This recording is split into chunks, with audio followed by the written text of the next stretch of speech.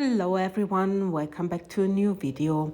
This time I want to pour a basket, and there is my mold. There is one of the wools I will be taking, but I will change the color for the big for my big mold because yeah, I found that this wool was a little bit too thin, but you will see it later. So I'm starting mixing my colors, and I want to go like in teal colors, and I have some glitter from Laura's Art Corner. It's a teal colored glitter. I need to check the name. I think it's something with Tiffany teal. I really need to think about it. But I will link it into my description box. So sorry, Laura, but sometimes, you put the things away, you don't remember what you took, and yeah. Anyway, I start dropping my resin inks into my first cup, and it's black. And I use the blackout from, is this blackout? It's a black resin ink. I'm so sorry, I'm so confused at the moment. But I use the black resin ink from Etter Art. But you can also take the onyx from Octopus, so there's no problem at all. And now I'm taking the malachite from Etter Art, and it's pigment powder, and I just stir it very well into my cup. So, as you may guess, I don't know, I want to achieve a crackle effect. And my second color will be the pearl. It's pearl mica. And this is also from Etter Art. So this is, I think she's calling it interference pearl. Sorry, Stephanie, if I'm just a little bit confused with the colors. See, this happens sometimes because there are so many colors out there, and I know I'm using a lot Etter Art, I'm using a lot Laura's Art Corner, but you get confused with all the names. So anyway, the resin I'm using is the Ultracast Resin, and I'm starting pouring my black, and I have here the rounded perforated mold from MoldsandShapes. I poured already a couple of times in there, and I just place my black, which you see it's very transparent, and I did this on purpose, into the center of my mold, and I just let it spread till it's covered everywhere. And now I'm just quickly using my heat gun just to pop any bubbles which are on the surface. I will also take now my malachite, and then I'm pouring on top of my black. It looks more gray than black, but I'm just pouring the malachite, and then I'm taking the pearl, pouring on top of the malachite. And then I just take a little bit more of the clear resin and mix a little bit more of the malachite, because I still have a little bit space, and I thought just do it. I don't know if it makes sense. Sometimes I just go how I feel. So in the background you see me mixing the malachite. There you see it now. And I will be pouring this into the center of my mold. Just a little bit. And then I'm taking my glitter mix, and I pour this into the center on top of my last little bit of the malachite. So you see it here.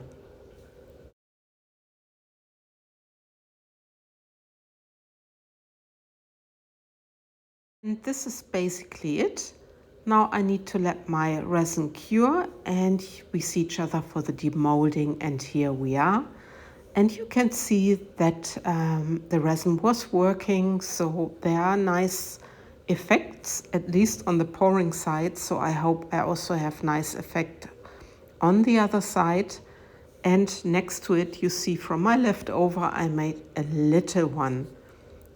So, but anyway, this is now the main pour, and look at this. really love this crackle effect, and I think it's very beautiful, and it will be a nice base for my basket.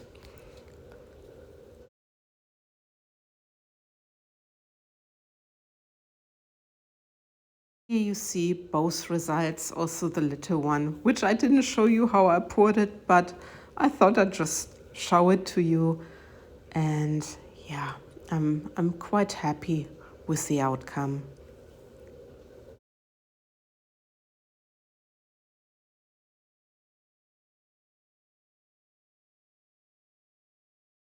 And because many people of you ask how I'm doing the crochet, I try to do it in my best English as I can. So I'm doing my stitches, and because the wool is quite thick, because the basket needs to be stable, I'm using a smaller needle. As you see, it's thinner, and then I pull the crochet stitch through the hole, or the loop through the hole, and then I'm just doing my just normal crochet stitch.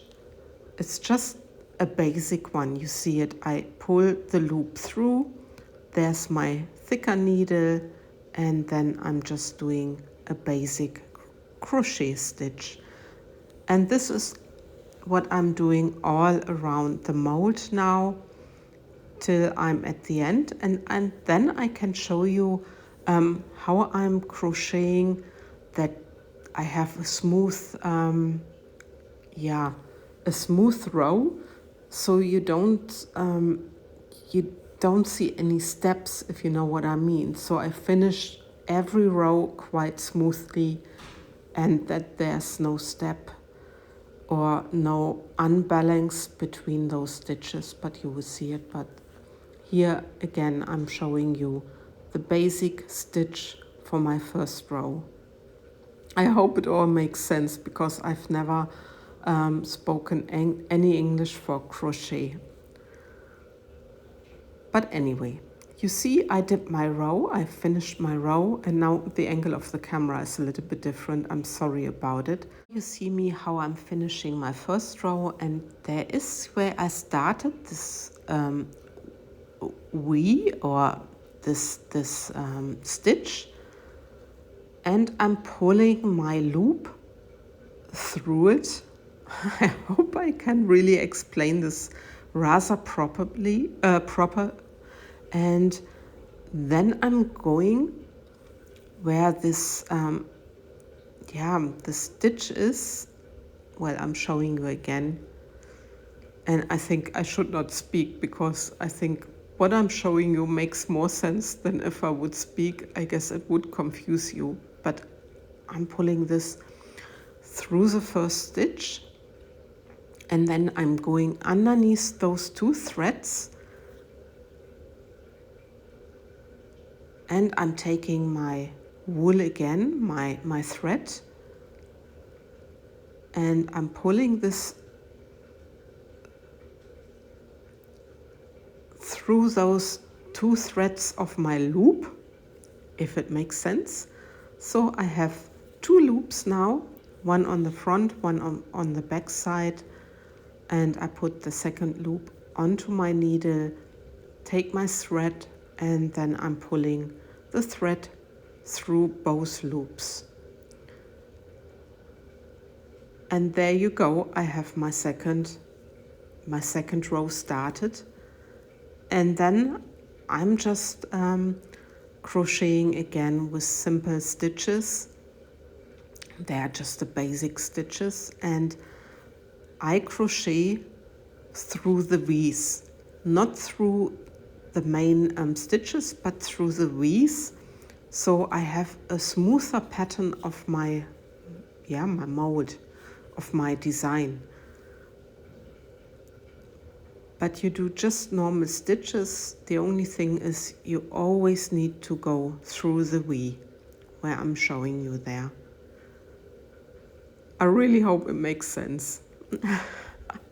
It's really not easy to explain this in English.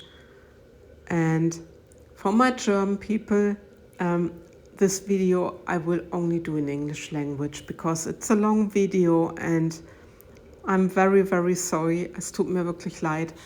But I also need to calculate a little bit my time. And yeah, I'm still full-time working and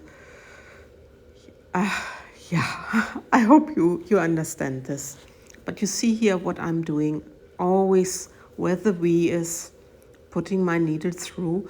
And for the first 2 rows, it's really not easy because the wool is very thick and well.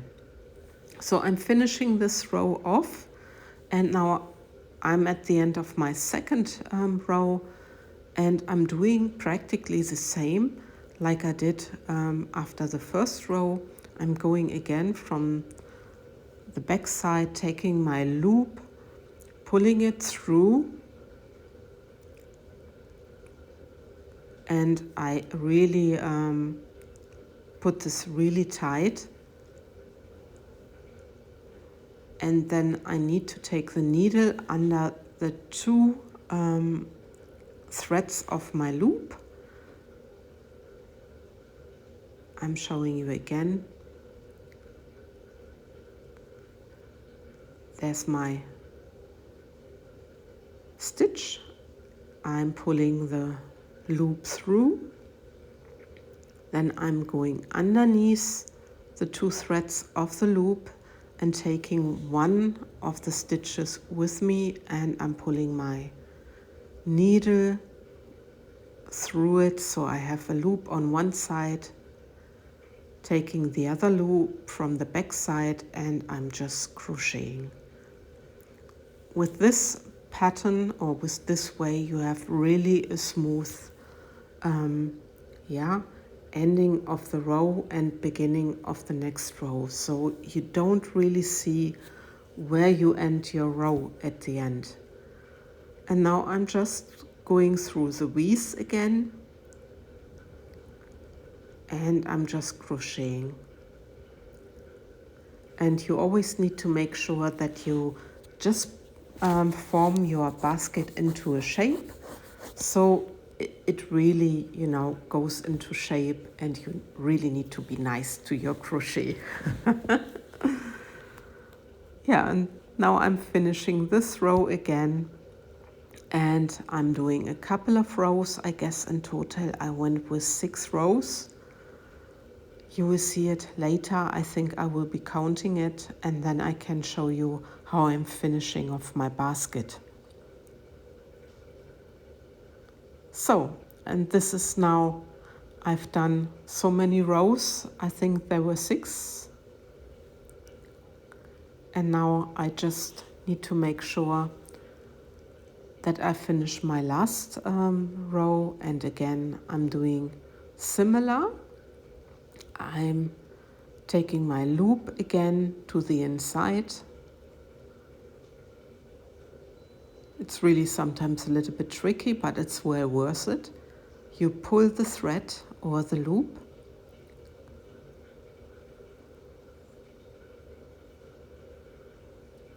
then I just go underneath, and I'm taking my loop this time because I want to finish off my basket, and I'm pulling the thread through the threads. Doesn't make sense. I'm not sure. It's so difficult to explain in English. And then I can just start with my end row, and there I'm just going in a sort of, we call it in German a Kettmasche, eine Kettenmasche. It's like, let me check for the English. Hang on a second. So I just checked with Google, and Google said it's a slip stitch. I hope it makes sense. But this is how I'm finishing off my basket. So I go at the sides, taking my thread and pull it through. So you have a nice ending of your basket. And this is also what I'm doing till the end. And then I can show you how I'm finishing my last row. there you go. I'm again where I started or where I ended, and now I just need to make sure that I get my final loop proper sorted so that you are not really seeing where I started or finished, so it's really a smooth basket. So I'm taking again my needle like I did before, putting my thread through. This time I'm just pulling the whole thread out. I already snipped my thread, so I'm just pulling it out, and then I need to make sure that I go into the right stitch again, which I'm doing here. You will see it underneath from the front and then into the middle of the stitch. It's so difficult to explain this in English. But I pull this underneath, and so I have like a proper stitch, so it's really smooth. And then I just need to take my thread and I go underneath one of the stitches and pull the thread inside, and then later on, but this I did off camera, I can just take a needle and see that I stitch in my thread so you don't see anything. But now my basket is basically done. Just have a look, and I think it's really smooth and I'm very happy about it, and I hope I could explain to you how I'm doing my baskets. And you see, I'm really doing the crocheting by myself. It's not that I learned the crocheting a long time ago when I was a little child from my mom, and I'm very grateful because I learned a lot from my mom. Stitching, knitting, cross-stitching, and yeah, also crochet. So anyway, here's the final result. I also made a little basket and I did it in 2 colors. And I'm really happy with the result, and I think the crackle effect looks fantastic in those baskets. And I just hope I gave you an idea, and I hope you enjoyed watching how I did them.